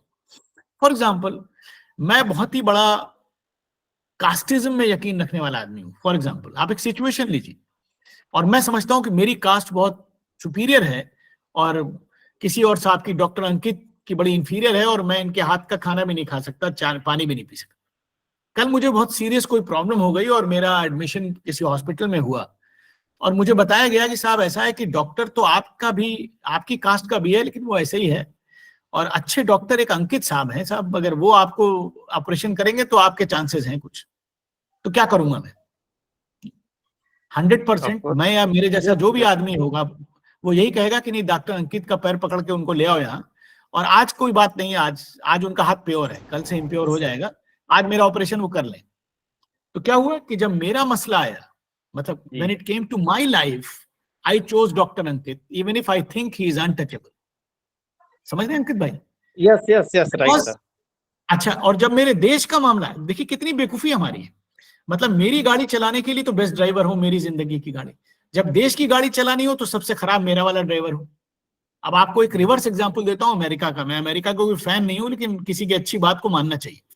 1965 में जब civil rights act America में बने, 60s में, 64-65 में, तो अगर ओबामा के फादर किसी रेस्टोरेंट में चले जाते तो उनको मार के भगा दिया जाता, क्योंकि वो ब्लैक थे और ब्लैक आदमी उस वक्त अमेरिका में किसी रेस्टोरेंट में जाके खाना नहीं खा सकता था. उस आदमी ने कभी अपने ख्वाब में भी नहीं सोचा होगा कि एक दिन ऐसा आएगा जब मेरा अपना बेटा इस देश का प्रधानमंत्री बनेगा, अरे प्रेसिडेंट बनेगा. वो देश जो दुनिया का सबसे पावरफुल देश है और वो पोस्ट जिसमें सबसे ज्यादा पावर भी है. ठीक है, क्यों? क्योंकि अमेरिकन जो जहां कास्टिज्म, सॉरी, रेसिज्म इतना डीपली रूटेड था, जब उनकी आंखें खुली तो उन्होंने रियलाइज किया, रियली सेल्फिश, कि साहब हमारे देश का ड्राइवर सबसे अच्छा होना चाहिए, काला हो गोरा क्या फर्क पड़ता है. तो अभी रेसिज्म अमेरिका में खत्म नहीं हुआ है, लेकिन वो समझ रहे ना आपके, आदमी इतना समझदार हो गया, इतना नेशनली मैच्योर है कि उसने कहा कि साहब इस आदमी को प्रेसिडेंट बनाते हैं, चाहे ये काला हो, क्या परेशान. तो जब हम इस लेवल पर पहुंच जाएंगे, अगर हम पहुंच जाएं या कोई भी देश पहुंच जाए, बड़ी अच्छी बात है. जब हम ये समझ रहे हैं कि ये आदमी हमारे देश के लिए बहुत अच्छा है, हमारे प्रदेश के लिए बहुत अच्छा है, हमारे शहर के लिए बहुत अच्छा है, अंकित साहब इनको हमको मेयर बनाना है, सिर्फ इसलिए कि he is the best person. चाहे दिल में थोड़ी बहुत कास्टिज्म, कम्युनिज्म सब रखो भैया, ठीक है, लेकिन कम से कम इस लेवल पर हम अगर ऊपर उठ जाएं तो we will be rather at par with any country in the world, you know, the kind of potential we have in India. मतलब did you get my point? Yes, sir. Thank you very much. अगर एक सही तरह के selfishness भी आ जाए, हम लोग कोई भी काम अच्छे से नहीं कर पाते ना, बेईमानी भी अच्छे से नहीं कर पाते, तो अगर सेल्फिशनेस, ट्रू सेल्फिशनेस, अमेरिकन जो सबसे ज्यादा सेल्फिश मशहूर हैं पूरी दुनिया में, अगर उतने सेल्फिश भी हम हो जाए, उनकी तरह हो जाए, तो बड़ी अच्छी बात है ना. I would welcome that, you know, if it happens in our country. Yes, anybody else? Though sir, we sir preach very ये well, but the thing is selfishness भी that तो when sir we apply in according our to own according to life, situation very ही ना हुआ difficult. Sir. Thank you जी। कोई और साहब बोल रहे थे जी, बोलिए प्लीज। तो ये सेल्फिशनेस भी तो अकॉर्डिंग टू सिचुएशन ही ना हुआ सर। जब हमारी जान जा रही है, मैं ऑपरेशन की आवश्यकता है, तो मैं जिस व्यक्ति का हाथ से खाना नहीं खाना चाह रहा हूँ उससे मैंने ऑपरेशन करवा लिया, लेकिन जब हम ठीक हो जाते हैं तो फिर जो है उस पुराने ढर्रे पर चले जाते हैं। अकॉर्डिंग टू सिचुएशन ही तो ये हुआ सर। यही नहीं तो वही बात तो मैं कह रहा हूँ सिंह साहब कि हमारा सिचुएशनल सेल्फिश ना हो, परमानेंट सेल्फिश रहे ना। आप अगर हम उस तरह हो जाएं उनकी तरह कि जो बहुत सेल्फिश माने जाते हैं, लेकिन उन्होंने उस सेल्फिशनेस में सही काम कर रहे हैं। हम तो सिचुएशनली सेल्फिश हो रहे हैं, आज हो गए करवा लिया, फिर कल वापस फिर अपनी कास्टिज्म पे आ गए। तो अगर आप परमानेंटली उस तरह हो जाए तो बहुत अच्छी बात, मतलब कहने के लेवल पर बात है, जाहिर सी बात है, मतलब चेंज होने में टाइम लगता है, but as a matter of argument I am saying. जी next anybody else? Ravish Singh साहब कुछ कह रहे थे। रवीश साहब प्लीज। मेरा सवाल यह था सर, जी प्लीज। यह सवाल कि पूरी दुनिया में इतने ज्ञान विज्ञान वैचारिकी के होने के बावजूद आज तक यह तय नहीं हो पाया कि ईश्वर एक है। आखिर इसका क्या कारण रहा? समझते ज्यादातर लोग दुनिया में अगर ईश्वर में यकीन रखते हैं तो कहते हैं ईश्वर एक है, उसको अलग अलग तरह से देखते हैं। वो इंसान का अपना स्पिरिचुअल चीज है, मतलब ठीक है, मतलब उसमें कोई बुराई नहीं है। मूल झगड़ा तो इसी ईश्वर को लेकर है सर पूरी दुनिया में। नहीं भाई रवीश सिंह साहब, झगड़ा इस बात पे नहीं ईश्वर पे, झगड़ा इस बात पे कि मेरे वाली जो नजरिया है वो सही है, आप वाला गलत है, इस पे झगड़ा है। अगर मैं ये कहूँ कि रवीश साहब ईश्वर को जिस जगह से देख रहे हैं बहुत अच्छी बात है, मेरे भाई हैं, मैं अपना देख रहा हूँ, लेकिन मसला ये कि मैं कह रहा हूँ रवीश साहब गलत देख रहे हैं, मेरा सही है कि नहीं इस पे मुझे फिक्र नहीं है, आपका गलत होने पे मुझे फिक्र है, और आपको ये फिक्र है कि मेरे वाला गलत है। तो ये जो है ना हेट्रेड वाली और जो मिसपरसेप्शन वाली सोच है, यही प्रॉब्लम कर रही है। अगर मैं कहूँ कि आप अपने फूले फले, आप अपना सही है, और कोई और साहब सिंह साहब नहीं यकीन करते, वो भी ठीक है, और मैं अपनी जगह ठीक हूँ, ठीक है भाई, क्या परेशानी? मतलब it is something on which we should not be quibbling, unnecessary बात हो गई। Yes, somebody else has something to say? तो इससे अच्छा सर कि एक ईश्वरवादी हो जाए सब, उसमें क्या प्रॉब्लम है फिर? नहीं हो जाए मतलब, लेकिन वही वाली बात है ना कि मेरे कहने से ना हो जाए। अगर आपका मन हो और मेरा मन हो, हम दोनों मिलके एक ईश्वरवादी हो जाए, कुछ भी हो जाए। द पॉइंट इज, अब आपकी बात में इनहेरेंट क्या बात है कि मतलब मैं सोचता हूँ, मतलब मैं आपकी जगह अपने को रखूं कि मैं कोई एक बात कह रहा हूँ सब उसको मान लें। प्रॉब्लम हमारी यही ना, क्योंकि अजम्पशन ये है कि मेरी वाली बात बिल्कुल सही है। मैं अगर ये सोचूं कि आप वाली बात बिल्कुल सही है आपके लिए, और मेरी वाली बात बिल्कुल सही है मेरे लिए, और रवीश साहब की बात सही है उनके लिए, और रवीश साहब की बात सही है उनके लिए, ठीक है, fine. Our perspective on someone else, and why should I think mine is right? वही वाली बात, मेरी वाली कास्ट बेटर है, आप वाली कास्ट बेटर है, मेरा वाला धर्म बेटर है, आपके लिए आप वाला बेटर है, सो ऑन। इसमें इस झगड़े में फंसे हैं, और हमको जो कुछ लोग उसके बेनिफिशियरी, वो चाहते हैं कि आप इसी में रहें, इसी में लड़ते रहें, और रियल लाइफ इश्यूज जो हैं जिंदगी के, उन पे कोई ध्यान मत दें।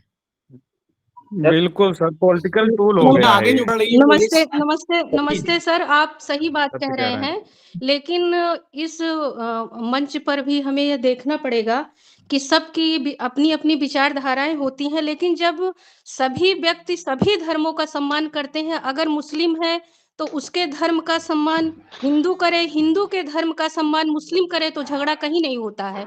लेकिन यहाँ पर एक दूसरे को भड़काया जाता है कि तुम इसके धर्म का अपमान करो, फिर देखो।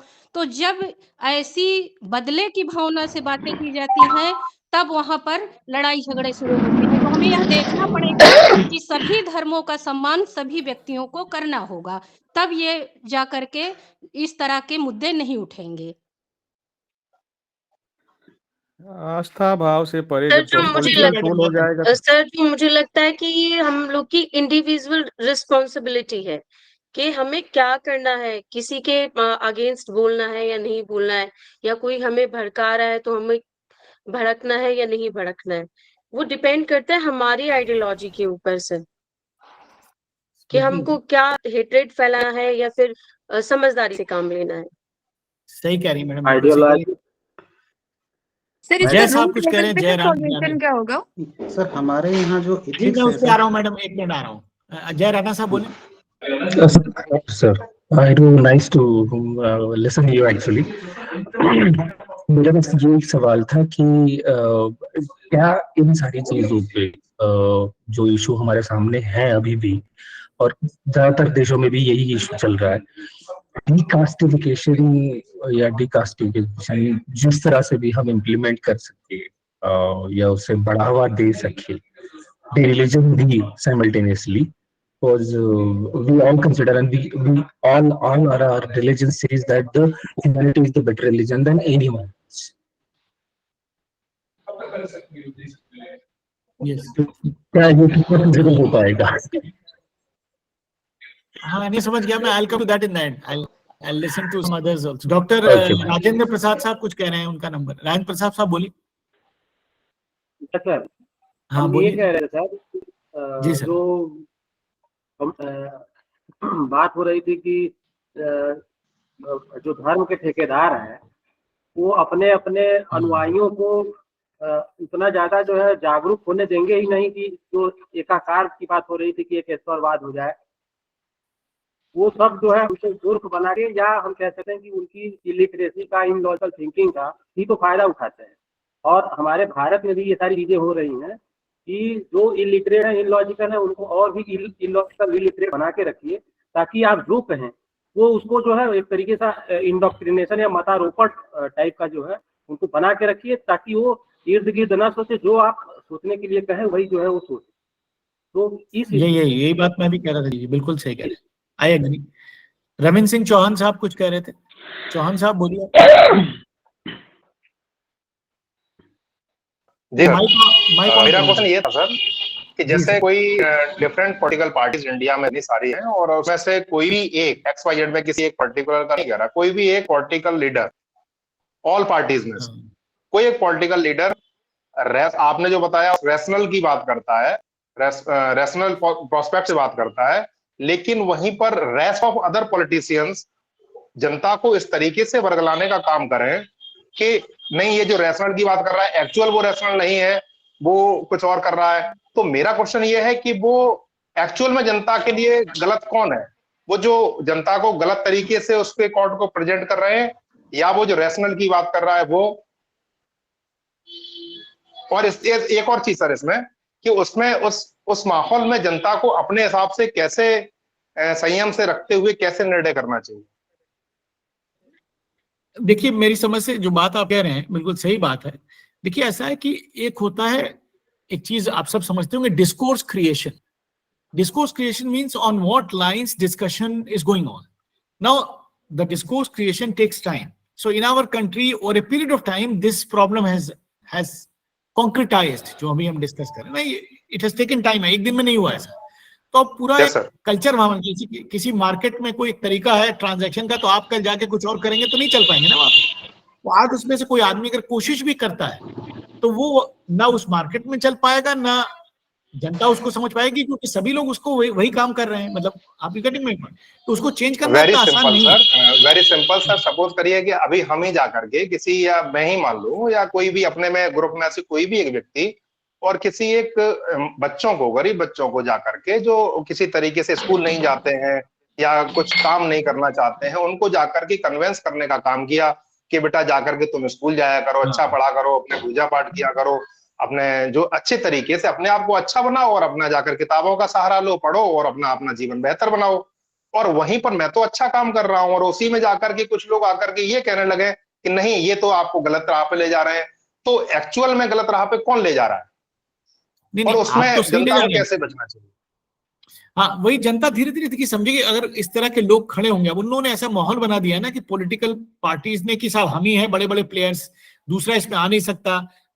पॉलिटिकल पार्टीज क्या बड़ी बड़ी कंपनी की तरह है, समझिए टाटा बिरला टाइप है वो, अपना उनके इतने एस्टेब्लिशमेंट है, आप अकेले चल नहीं सकते, अकेले आप आए भी तो उसमें चल नहीं पाएंगे क्योंकि उनका एक एस्टेब्लिशमेंट है। वो एक चीज बन गई over a period of time. लेकिन अगर अच्छी चीजें, क्योंकि सच जो है सच ही होता है, अगर आप जो बात कर रहे हैं उस तरह के लोग कुछ खड़े हो धीरे धीरे, तो चेंज आता है, आ सकता है। दुनिया में आया है भाई, दुनिया में बहुत से एग्जाम्पल्स ऐसे हैं ना जहाँ ये चीजें चेंज हुई है। जैसे मैंने आपको एग्जाम्पल अमेरिका का एक छोटा सा दिया, तो रेसिज्म इतना इंट्रेंस्ड है, उसके बावजूद चेंज आया ना, चीजें बहुत सी चेंज हुई, हो रही हैं और ज्यादा वहां। रेसिज्म अभी भी है अंडरलाइन, लेकिन हमारे यहाँ एफर्ट ये हो रही है कि वो जो सारी चीजें हैं उसको और बढ़ाया जाए। जो चैज़्म है कास्ट का, मजहब का, उसको कम करने की जगह उसको बढ़ाया जाए। और आप भूल न जाएं कि आपकी आइडेंटिटी है। तो सुबह शाम आपको डोज दी जाती है कि आपको याद है ना कि आपकी आइडेंटिटी है, भूल तो नहीं गए रात में सोते वक्त, तो कोई और चीज मत याद रखिए, यही याद है। तो दैट इज सचिन मिश्रा जी जी सर मींस जो ओरिजिनल इश्यूज हैं उन पर जो है पब्लिक को उसी पर फोकस करना चाहिए, उन्हीं पर ध्यान रखना चाहिए। ओरिजिनल इश्यूज, जाहिर सी बात है, ओरिजिनल इश्यूज हम सबको पता है, किसी को बताना ही नहीं है। सचिन साहब, अमेरिका सर संवैधानिक मूल्यों को पूरी तरह आत्मसात कर लिया। Thank you sir. और हमारे यहाँ के नेता और जनता दोनों ही भ्रमित हैं कि संविधान को समझना ही नहीं चाहते हैं, उसको जो है जातियों धर्मों में सिर्फ पूर्वाग्रह से ग्रसित होकर स्वीकार कर रहे हैं। तो दिक्कत है वही। ठीक सर, ओके सर मेरा प्रश्न था जिस रिलीजन और धर्म को लेकर सर, जिस रिलीजन और धर्म को लेकर सर हमारे जो लीडर्स हैं जनता को बेवकूफ बना रहे हैं, तो बहुत सारे ऐसे इंस्टीट्यूशंस भी हैं जो रिलीजन को चेंज करवाते हैं सर। तो उसमें ऐसा देखा जाता है कि इथिक्स है सर कि ईश्वर है, कोई कहते हैं नहीं है। तो सर मैं थोड़ी साइंस पर आता हूँ कि अगर बहुत सारे न्यूज वगैरह में भी देखे होंगे कि जो अनमैरिड गर्ल्स होते हैं उनको अगर बेबी हो जाता है तो वो अडॉप्ट कर लिया जाता है। तो अडॉप्ट कर लेता है, जो अडॉप्ट करते हैं उसी को माता पिता बोलने लगते हैं। या नॉर्मल जो नॉर्मल बेबी होते हैं, बच्चे होते हैं, वो भी तो जन्म के समय नहीं देखे हैं कि ये हमारे माता है, ये हमारे पिता है। जब थोड़े बड़े होते हैं तो उनको बताया जाता है कि ये तुम्हारे मम्मी और पापा है। तो इसी तरह से सब कुछ हमारे ऐसा माना जाता है कि हमारे एंकेस्टर्स ने ही बताया कि ये ईश्वर है, तभी हम मानते हैं। कोई कुछ मानते हैं तो इसको मतलब किस तरह से देखा जाए, इसको माना जाए या ना माना जाए? भाई देखिए, ऐसा है कि जो भी धर्म की पॉलिटिक्स में घुसता है, या वो आपको भ्रमित कर रहा है या आपको कहीं से कन्वर्ट कर रहा है, कुछ मतलब वो सब लोग का एजेंडा अपना अपना एजेंडा है। मेरा कहने का मतलब है कि धर्म जो है या ये सारी चीजें, आइडेंटिटी, ये आपकी पर्सनल चीज है। पब्लिक स्फीयर जो है ना, जब आप घर से बाहर सुबह में निकलते हैं तो you are an Indian citizen. आपकी जो आइडेंटिटी वो घर के अंदर छोड़ के आइए, बाहर निकलिए। जब पब्लिक स्फीयर में जो मुल्क का मैदान है उसमें आप इंडियन सिटीजन हैं। तो या मैं रिक्शे वाला हूं, आप डॉक्टर हैं, आप इंजीनियर हैं, आप टीचर हैं, जो कुछ भी है, अपना काम करना है और उसका इवेल्युएशन मेरिट रैशनैलिटी पे होना है। उसी तरह कोई आदमी मिनिस्टर है, कोई चीफ मिनिस्टर है, वो भी काम कर रहा है, बात समझ रहे। तो इन सारी चीजों में जो हम आप साहब कर रहे हैं, अपने ऑफिस में काम कर रहे हैं, कहीं दुकान पे कर रहे हैं, कहीं पॉलिटिकल स्फीयर में कर रहे हैं, it's all a work which we are doing. It has to be evaluated on the basis of rationality, not on the basis of these filters. ये फिल्टर्स उसमें नहीं होने चाहिए। हमारे इंडिविजुअल चीज है, जैसे मैंने कहा, माने या ना माने आप, क्या फर्क पड़ता है, लेकिन वो आपके घर के अंदर होना चाहिए। जब वो चीज पब्लिक स्फीयर में इफेक्ट करती है लाइफ को, तो उससे प्रॉब्लम होती है। क्योंकि जैसे अभी बात हो रही थी ना, आपका अपना परसेप्शन होगा, मेरा अपना होगा, और फिर वो कॉन्फ्लिक्ट शुरू हो जाएगी और फिर परेशानी हो जाएगी। तो हमको बाहर जो है सबको एज इंडियन सिटीजन देखना है। मतलब अच्छा रिक्शे वाला मैं हूँ, गॉड को तो किसी ने देखा नहीं है खराब जी, गॉड को तो किसी ने देखा नहीं है सर। हाँ, तो देखा ही नहीं देखा उसका मतलब है तो बहुत सारे जो हमारे इंस्टीट्यूशन हमारे देश में है जो कहते हैं कि हम आपके धर्म में ये जाति है, आपको इस तरह से देखा जाता है, हमारे धर्म में ये नहीं है, हमारे यहाँ चलेगा। इस तरह से हमारे कंट्री पर का इकोनॉमिक सिस्टम और सोशल सिस्टम पर भी तो असर पड़ता है सर। हाँ, वो तो बात सही कह रहे हैं आप। जी जी, नमस्ते सर। नमस्ते। मेरा सवाल महाशय, मैं भी सर, कुछ बोलना जो है चाहता आपको हूँ। सुनना जो है हमेशा बहुत अच्छा लगता है सर। मैं अमरेंद्र वाशने कॉलेज से सर। जी अमरेंद्र साहब, जी सर, मेरा प्रश्न यह है कि हम लोगों के पास एक गाइडिंग प्रिंसिपल के रूप में हम सबके सामने कॉन्स्टिट्यूशन है, और पॉलिटिकल पार्टीज भी कहीं ना कहीं जो है जब इलेक्शन में वो लोग जा रहे हैं, तो जो एथिक्स है कॉन्स्टिट्यूशन का और उससे जुड़े जो प्रिंसिपल है उनको वैसा फॉलो करना चाहिए जो भी है। जैसे अगर जुडिशरी इस मामले में कोई इंटरफेरेंस करती है तो उस पर आरोप लगता है कि आप जो है पॉलिटिकल सिस्टम में आप इंटरफेरेंस कर रहे हैं, या फिर जो है जो भी गवर्नमेंट का है उसमें हम इंटरफेयर कर रहे हो। लेकिन जो मैनिफेस्टो बन रहा है या फिर कुछ ऐसा बन रहा है जो उसको फॉलो वो लोग नहीं कर रहे हैं, तो आप एक लीगल फ्रेमवर्क के रूप में सर कैसा देखते हैं? हमारे पास इलेक्शन कमीशन है, बट आप उस तरह से प्रभावी नहीं हो पा रहा है, तो जुडिशरी के इंटरफेरेंस को आप किस प्रकार देखते हैं सर? देखिए, ऐसा है कि हम मेन जो है ना कि सिटीजन्स जो हैं, डेमोक्रेसी में क्या है, कॉन्स्टिट्यूशन को प्रोटेक्ट करने का जिम्मेदारी किसकी? सिटीजन्स की है। जो आदमी पॉलिटिकल पावर पाती है, जो पॉलिटिकल पार्टी, वो तो पावर उसके हाथ में है, उसको पावर मिसयूज ही होगा अगर उस पर रिस्ट्रिक्शन ना हो। रिस्ट्रिक्शन कौन है? हम हैं। जब हम कॉन्शियस नहीं होंगे तो पॉलिटिकल पार्टीज कुछ भी करेंगे। जब हमारे हाथ में लगाम है, अगर हम सही हैं, उनको एक लाइन के बाहर नहीं जाने दे रहे हैं तो लाइन के अंदर ही रहेंगे। अब में पॉलिटिकल पार्टी को टेम्पटेशन होता है कि हम जो चाहें वो करें, लेकिन जनता है ना, वो जैसी क्रॉस करेगी, नहीं ये नहीं करना है आपका, ऐसा मैं आपके लिए बहुत बड़ा ये काम करने जा रहा हूँ धर्म का, उनका नहीं, हमें नहीं चाहिए भैया धर्म का, हम अपने घर में कर लेंगे, तुम हमारे जरा स्टेडियम बनवा दो, जरा सड़क बनवा दो हमारी, जरा हमारे ये काम कर। तो लगाम हमारे हाथ में रहेगी तो ठीक है, लगाम छोड़ देंगे तो घोड़ा भागेगा अपना फ्री में, उसको कौन रोकने वाला है? वो तो पावर है ही उसके पास, सारे इंस्टीट्यूशंस को रौंदता हुआ आगे बढ़ जाएगा वो। तो वो तो हमें देखना है ना। जी सर, आखिर धर्म को भी तो संरक्षित करता है संविधान, तो संविधान को ही क्यों ना। हाँ जी, तो संविधान ही तो चलना चाहिए देश में ना, दूसरी चीजें न चले। संविधान ऊपर हो, संविधान ऊपर कब रहेगा? वो तो संविधान कोई इंसान है नहीं, उसको कैरी करना है। पूरे विश्व में चीजें जो है बहुत तेजी से बढ़ रही है। सर एक प्रश्न था जनता मेरा, तो अपना पावर का इस्तेमाल वोटिंग के समय ही करती है सर। आपकी बात सुनिए जी, सचिन बोलिए। सारी बातों का लब्बो-लुआब ये निकला कि वो एक शेर है कि हुआ है और भी जाहिल पढ़ा लिखा तबका, जनाब आप तो कहते थे रोशनी होगी। इन सारी बातों के मद्देनजर हम जो कहते हैं कि सोसाइटी को लीड कर रहे हैं, हमारी सिचुएशन क्या है सर? जनता को भ्रमित करना हो या लोकतंत्र की अपनी परिभाषाएं हो, जहां हम कह सकते हैं कि हम लगभग इस स्थिति में है कि हम जनता को लीड करने की पोजीशन में हैं, और हमारी अपनी पोजीशनिंग सर इतनी बुरी है कि हम क्या डेमोक्रेसी को बचाएं और क्या अपने को बचाएं सर।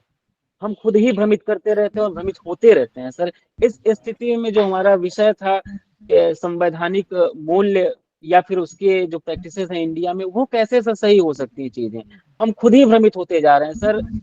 हम जिस समय में हैं, हमने ढेर सारी रैशनैलिटी की बात की है, हमने मान लिया कि हम जिस युग में हैं विज्ञान हमारा नेतृत्व कर रहा है, कलाएं पीछे हैं, लेकिन सर विज्ञान जैसे जैसे आगे बढ़ता जा रहा है उतनी ही हम जाहिल होते जा रहे हैं सर। सोच के स्तर पे, जाहिल एक बुरा शब्द हो सकता है, लेकिन सोच के स्तर पे हम उतनी ही जाहिलियत की तरफ बढ़ते जा रहे हैं सर। हम, आपने कहा कि सिचुएशनल हो सकता है या सेल्फनेस हो सकता है हमारे अंदर, कि हम उस सिचुएशन में कहें कि भाई ये चीज हमारे लिए सही है, तो हम मान लेते हैं एक समय के लिए कि ऐसा होना चाहिए, कि चलिए ठीक है कि कास्टिज्म छोड़ देते हैं, हम सब कुछ छोड़ देते हैं। लेकिन सर हम अपनी बनावट के स्तर पे इतने पिछड़े हुए हैं, फिर हम कैसे उस 1 अरब 40 करोड़ की जनसंख्या को कन्विंस कर सकते हैं कि वो संवैधानिक मूल्य पे बात करें या उसकी प्रैक्टिसेस इंडिया में हो? देखिए, मतलब ऑफ कोर्स बड़ा उसमें बहुत सी बातें हैं। टू एंड मैं एक बात ये कहना चाहूंगा आपसे कि देखिए, बेसिकली मैं आपसे इस टॉपिक पे क्यों बात कर रहा हूँ। मेरा बेसिक मकसद ये है कि हम सब टीचर्स हैं, ठीक है, हम किसी स्कूल को कॉलेज यूनिवर्सिटी में पढ़ा रहे हैं, हम हर साल 100-150 यंग बच्चे बच्चियों से मिलते हैं, चाहे कोई भी सब्जेक्ट हो, फिजिक्स हो, केमिस्ट्री आपका हो, चाहे सोशल साइंस हो। हमारी बहुत बड़ी रिस्पॉन्सिबिलिटी है बच्चों के सोशलाइजेशन में एक पॉजिटिव इनपुट डालने की। आपका कोई भी सब्जेक्ट हो, आप अपने बच्चों को साइंटिफिक टेम्पर की सीख दे सकते हैं। There are hundreds of opportunities. एक वो टीचर होता है जिसको इससे मतलब नहीं, आया बहुत अच्छा ईमानदार टीचर है, अपना क्लास का लेक्चर पढ़ाया चला गया। लेकिन in the real sense teacher का काम यह है कि वो अपने बच्चों में कोशिश करें कि जो सही वैल्यूज हैं, क्योंकि हम इसी समाज में रह रहे हैं, इसी कॉन्टेक्स्ट में रह गए, सारी चीजें चेंज होती रहती, तो हम वो वैल्यू बच्चे के अंदर डाल सकते हैं। और बच्चा आज भी टीचर की बात को बड़ी इंपॉर्टेंस देता है। और सोशलाइजेशन की प्रोसेस में माँ बाप के बाद, स्कूल दोस्तों के बाद टीचर का बड़ा इंपॉर्टेंट रोल होता है। हमें आज भी याद रहता है कि 20 साल पहले हमारे किसी टीचर ने कोई बड़ी अच्छी बात हमें बताई थी, तो इंसान, ऐसे लोग तो कहते रहते हैं ना, टीचर की एक रिस्पेक्ट होती, तो वो इंटरवेंशन मैं चाहता हूं कि हम सब करें। क्योंकि देखिए, ऐसा है कि charity begins at home, nothing will change like this, we are a huge country. So if everybody thinks that मेरी अपनी रिस्पॉन्सिबिलिटी, कम से कम मेरा दिल सुकून में रहेगा कि मैं हर साल 100 बच्चों को सही बातें बताता हूँ। आप भी 100 को बताते हैं, रवि प्रताप साहब भी बताते हैं, साहा साहब भी बताते हैं, तो मतलब होता ना, लिटिल ड्रॉप्स ऑफ वाटर, जो एक पोएम है ना, मतलब मेक्स द माइटी ओशन। तो मतलब we have to do something, मतलब that's the only thing we can do. मतलब either we just have keep on ranting about it, and keep on talking about it. So we should start doing something, and we should be doing it. I think most of you would be already doing, But my purpose was only to emphasize the importance of these things, so that at least we can play our role, and we are very nicely positioned to do it. So to sign off, I think that is a positive which we can bring out of this discussion, that we can be the last word of Jay Rane sahab, wo kuch kehna cha rahe hain. Jay sir. Thank you so much, sir, for giving me the time. I just want to add one point in your discussion. Just as you said right now, it's a teacher's responsibility.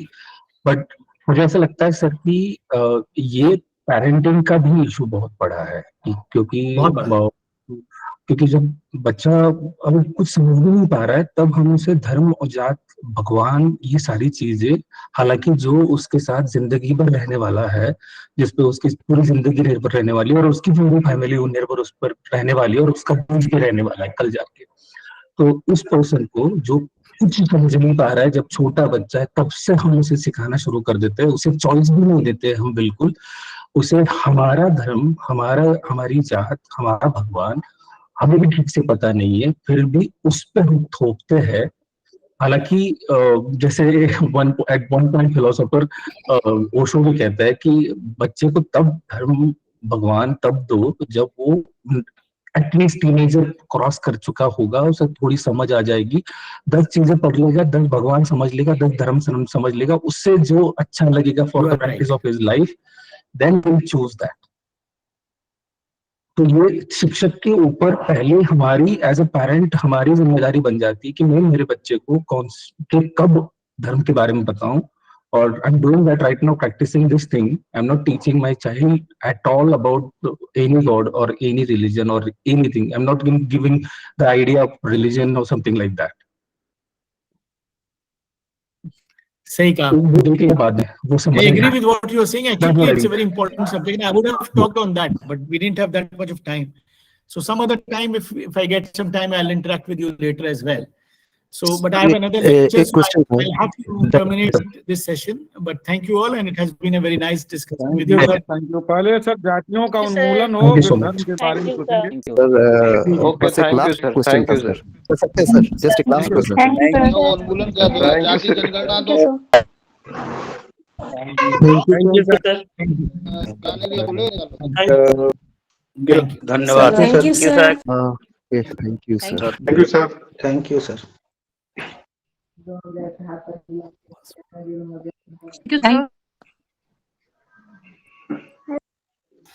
Thank you, sir. Thank you. Thank you, sir.